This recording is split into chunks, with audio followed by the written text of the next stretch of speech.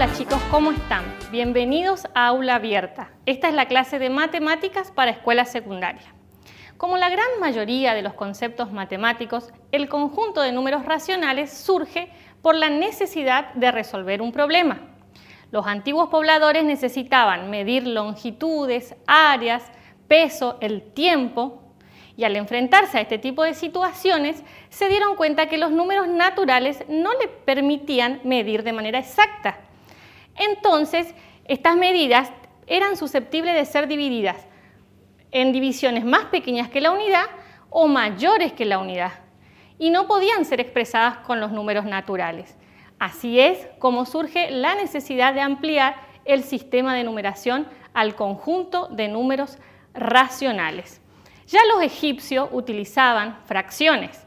Ellos la utilizaban con el numerador igual a 1. Para escribirla, usaban un óvalo, que significaba parte o partido, y el denominador iba al lado o debajo del óvalo. El numerador no lo ponían porque siempre era 1. Durante muchos siglos, las razones de números eran justamente eso, razones de números. Nosotros nacimos en una cultura en la que las razones de números son números. Entonces, todo nuestro esfuerzo se remite a pensar a estas razones como números.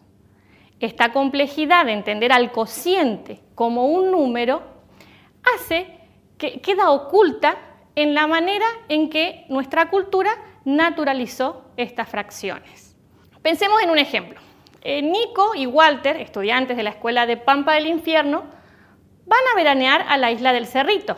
Una mañana participan de un torneo de vóley playero, en el cual tienen un pésimo desempeño.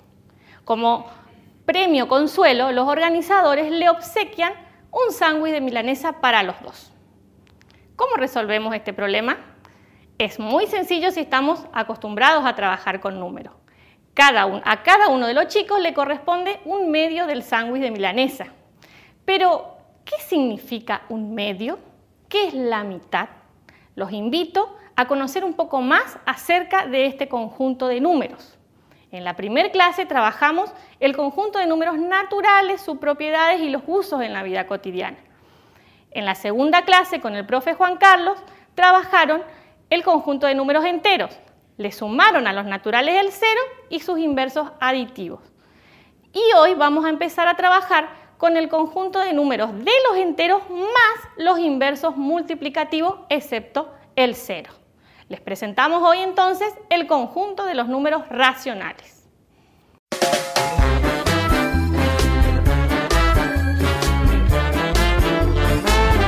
Al estudiar la operación de multiplicar en el conjunto de los números enteros, nos damos cuenta que la operación inversa, la división, no siempre es posible en este conjunto de números. La división a veces carece de sentido. Aparecen entonces situaciones en las que con números enteros no podemos expresar una cantidad. Por ejemplo, de las 3.000 calorías recomendadas para el desarrollo sano de un joven de 11 a 15 años, un medio de ellas debe provenir de hidratos de carbono, un tercio de lípidos y un sexto de proteínas. Todos los números que puedan expresarse como el cociente de números enteros son llamados números racionales. El conjunto de los números racionales se simboliza con la letra Q.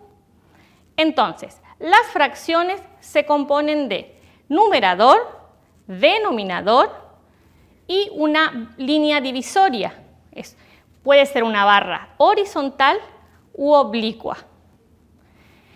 En matemática, una fracción o número fraccionario es la expresión de una cantidad dividida otra cantidad, o sea que es un cociente que no se llega a efectuar. A ver, vamos a graficar acá la fracción A sobre B. Tenemos que A es el numerador de la fracción y A pertenece al conjunto de números enteros. La E significaba pertenece a un conjunto y Z era el conjunto de números enteros. También tenemos que b es el denominador de la fracción y pertenece al conjunto de números enteros. Y por último, tenemos que tener presente que el denominador b siempre tiene que ser distinto de 0 para que exista el cociente. Ahora vamos a trabajar con un problema. Primero les voy a leer el enunciado. Débora, integrante del taller de muralismo de Puerto Tirol, va a pintar un mural. Realizó un primer diseño para la distribución de colores. Estamos viendo el esquema que realizó para preparar la pintura. Para ver el mural terminado vamos a tener que esperar. Sabe que en total necesitará 1 litro de pintura blanca. Para pintar de gris el triángulo, mezclará parte de la pintura blanca con unas gotas de negro. Para el triángulo verde, pensó en verde claro. ¿Qué obtendrá colocando en una parte del blanco unas gotas del verde? Hará lo mismo con un poco de azul para preparar celeste para la superficie de este triángulo. ¿Cuánta pintura deberá reservar para cada una de estas mezclas? Vamos a resolver este problema. Podemos pensar el problema dividiendo el cuadrado en el que va a estar el mural en 16 triángulos como el verde o el celeste. Fíjense que tenemos 16 triángulos iguales y ahora es mucho más fácil ver la superficie que tenemos que cubrir con la pintura. Recordemos que nuestro problema se reduce a dividir 1 litro de pintura en partes que puedan cubrir esta superficie que necesita Débora. Es muy fácil ver que si tenemos 16 triángulos, es muy fácil ver que en estos 16 triángulos el triángulo verde va a ser una de las 16 partes, ¿sí? Pero antes vamos a pensar el denominador de la fracción para el objeto o para el mural. Fíjense que si tenemos la unidad dividida en 16, ya sabemos que el denominador va a ser 16. El denominador siempre representa la cantidad de partes en la que está dividida la unidad. Ahora bien, queremos saber cuánta pintura se necesita para pintar el triángulo verde. Necesitamos una de las 16 partes del mural. Entonces ya tenemos la solución. Con un 16avos de litro de pintura blanca, Débora podrá pintar de verde la superficie del triángulo que vemos ahí en el esquema. Ahora, para pintar el triángulo celeste tenemos que repetir el procedimiento. También es una de las 16 partes en la que dividimos el mural, ¿sí? Vamos a pensar un poquito qué vamos a hacer con la superficie de color gris. Fíjense cuántos triángulos tenemos en la superficie de color gris. Vamos a contar 1, 2, 3, 4 triángulos verdes formarían esa superficie. Entonces, ya tenemos el denominador que es 16 partes en la que está dividida la unidad. Y vamos a tener 4 partes que tomar para poder pintar la superficie de color gris. Esta fracción, ustedes saben que la podemos simplificar y vamos a tener una fracción equivalente. ¿Qué es una fracción equivalente? Representa la misma parte de la unidad, ¿sí? La diferencia es que en esta fracción voy a dividir en 16 partes la unidad y voy a tomar 4. Y en esta fracción voy a dividir en 4 partes la unidad y voy a tomar una. Son números equivalentes y las fracciones se llaman fracciones equivalentes. Ahora vamos a pensar algo más acerca de este problema. Débora ahora quiere saber cuánta pintura necesitará para pintar el rectángulo blanco más el triángulo gris. Entonces, teníamos que necesitaba 1/2 litro de pintura para el rectángulo blanco. Vamos a sumar lo que necesita para el triángulo gris. Dijimos que necesitaba 1/4 de litro de pintura para preparar el gris. Entonces, el nuevo interrogante se reduce a sumar 2 fracciones. Pero seguramente ustedes están pensando en algunos métodos que conocen para sumar fracciones. Vamos a pensar esta suma de otra manera. Para resolver esta suma, vamos a buscar la fracción equivalente a 1/2, 2/4. Esta fracción es equivalente a la fracción 1/2. Y ahora estaríamos trabajando en la misma escala para la superficie del rectángulo que para la superficie del triángulo. Entonces tendríamos 2/4 más 1/4. Y así la suma es muy sencilla. Débora va a necesitar 3/4 litros de pintura blanca para pintar la superficie del triángulo gris y el rectángulo blanco. Vamos a hacerle una última pregunta a este problema.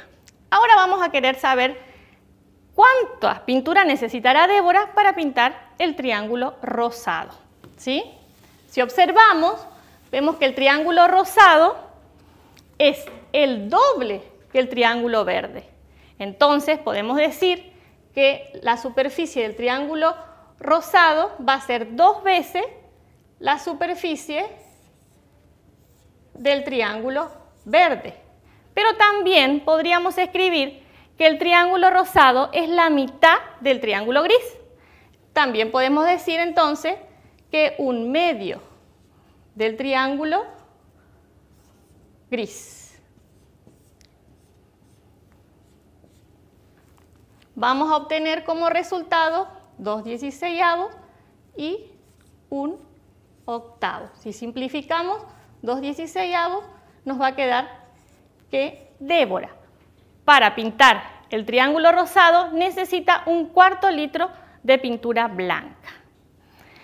Podemos también pensar este problema de la siguiente manera. ¿Cuánto me tiene que dar la suma de la pintura que utilizo para toda la superficie? Hay muchas preguntas que vos podés hacer a este tipo de problemas y en las que podés seguir ahondando para seguir aprendiendo más acerca de las fracciones. Si simplificamos esta fracción, vemos que Débora, para pintar la superficie del triángulo rosado, necesita 1/8 litro de pintura blanca. De esta manera terminamos el problema, pero seguramente vos vas a poder hacer otras preguntas para resolverlas en tu casa.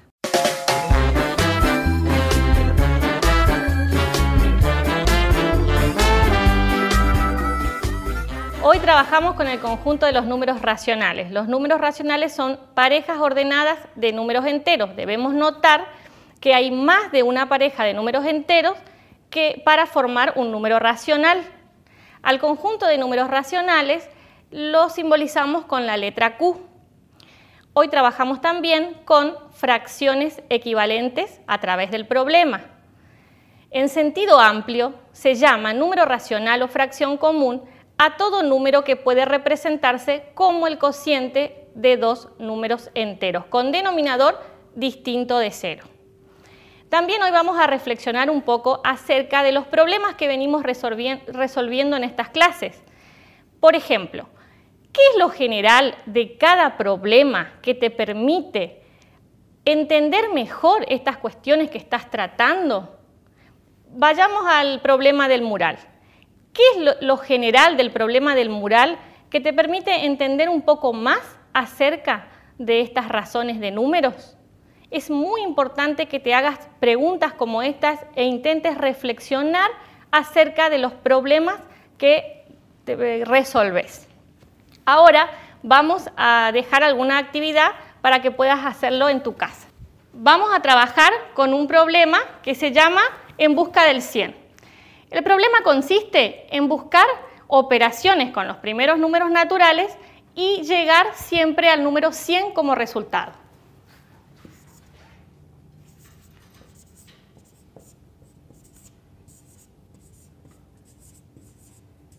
Vamos a resolver vamos a buscar una posible solución y seguramente en tu casa vas a poder encontrar muchas soluciones porque este problema, al igual que el juego de los 4×4, tiene muchas maneras de poder resolverse.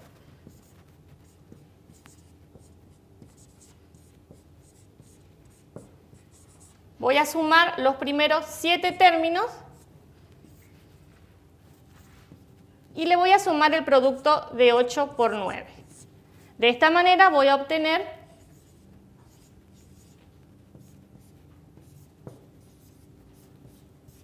el número 100 como resultado. ¿Sí? Ahora vamos a dejar también una suma para que encuentres los valores que están ocultos detrás de los códigos.